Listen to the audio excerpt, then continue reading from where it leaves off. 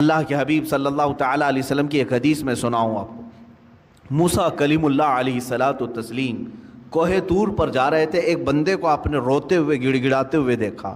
وہ دعا کر رہا تھا، اور کیسے دعا کر رہا تھا، اتنا رو چکا تھا وہ کہ اس کے کپڑے بھیگ چکے تھے آنسوؤں سے، اس کے آنسوؤں سے کپڑے بھیگ چکے تھے، رو رو کر کے زار و قطار وہ دعائیں کر رہا تھا۔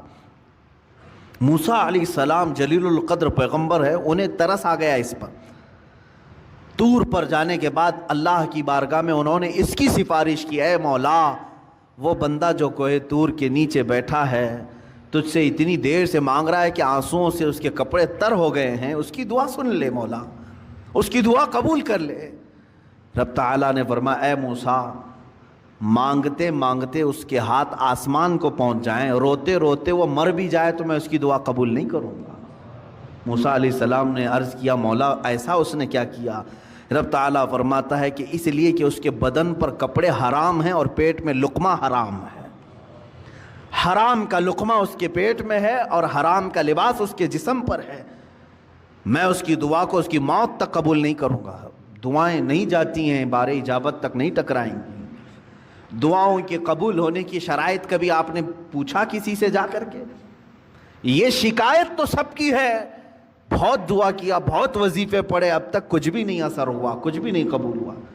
کبھی اس کے نہ قبول ہونے کے علامات یا شرائط کیا ہیں دعا قبول ہونے کی، یہ آ کر کے کبھی آپ نے پوچھا؟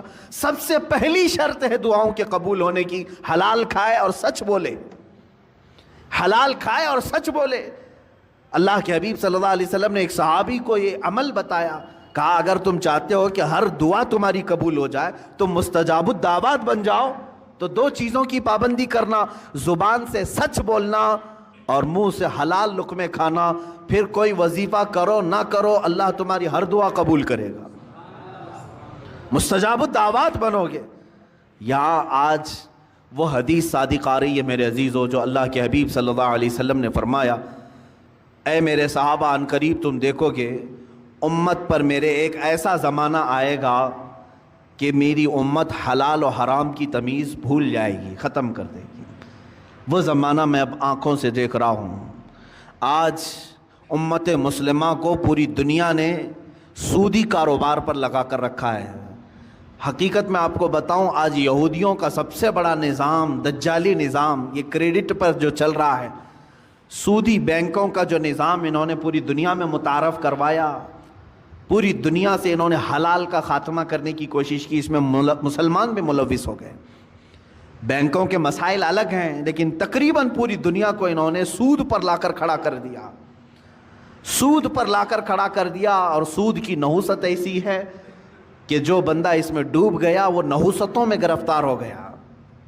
اللہ اور اس کے فرشتے اس بندے سے اپنی نظر ہٹا لیتے ہیں جو سود کی بلا میں ملوث ہو جاتا ہے۔ لیا ہے کسی سے سود پر پیسہ، استعمال کر رہا ہے اور بڈی بھر رہا ہے، اللہ تبارک و تعالیٰ اس بندے پر رحم نہیں فرمائے گا۔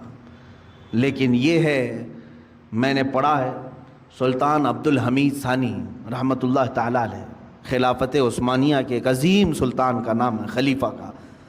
ایک دن آپ نے اپنے وزیر سے کہا فلاں صاحب ہیں ان کو بلائیے، کوئی دکاندار تھے، تو وزیر نے بلایا، وہ اندر آئے، سلطان نے اپنی جیب سے کچھ پیسے نکالے اور کہا کہ یہ آپ کا پورا ہو گیا، حساب کتاب صاف۔ بادشاہ وقت ہے، خلیفہ عبد الحمید ثانی، جس کی حکومت تقریباً آج کے 40 کنٹریز پر تھی، 40 ملکوں پر، وہ ایک بنیا سے دکان کے حساب کتاب کر رہا ہے اور پیسے واپس دے رہا ہے۔ وہ جب باہر نکلا بنیا تو وزیر نے پوچھا کہ آپ کو کیوں بلائے تھے خلیفہ اسلام، آپ کو کیوں بلائے تھے؟ کیا کہا؟ میرا ان کے اوپر کچھ قرضہ باقی تھا، مجھ سے انہوں نے قرضہ لیا تھا، وہ لوٹانے کے لیے بلائے۔ کہا وقت کا 40 ملکوں پر حکومت کرنے والا خلیفہ دکان کے ایک بنیا سے قرضہ لیا ہوا ہے؟ تو انہوں نے کہا ہاں، وہ بسا اوقات مجھ سے لیتے رہتے ہیں۔ اس کے بعد وہ چلا گیا، اس کی پریشانی بڑھ گئی۔ وزیر نے آ کر کے پوچھا کہ حضور یہ کیا معاملہ ہے؟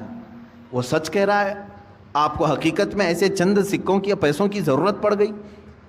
میرے عزیزوں، سود کے بدلے میں اسلام نے کیا دیا ہے؟ بادشاہ خلیفہ سلطان عبد الحمید ثانی اللہ ان پر رحم فرمائے فرماتے ہیں، میں نے ایک حدیث پڑھی تھی اللہ کے رسول صلی اللہ تعالیٰ علیہ وسلم کی، کہ بندہ اپنی ضرورتوں کے تحت اگر کسی سے قرض حسن لیتا ہے تو ادا کرنے کی نیت ہو، لیا ہے ادا کرنے کی نیت ہو، تو ادا کرنے کے زمانے میں جتنی دن تک وہ کوشش کرتا رہے گا اللہ کے نزدیک وہ رحم کرنے والا بندہ پائے۔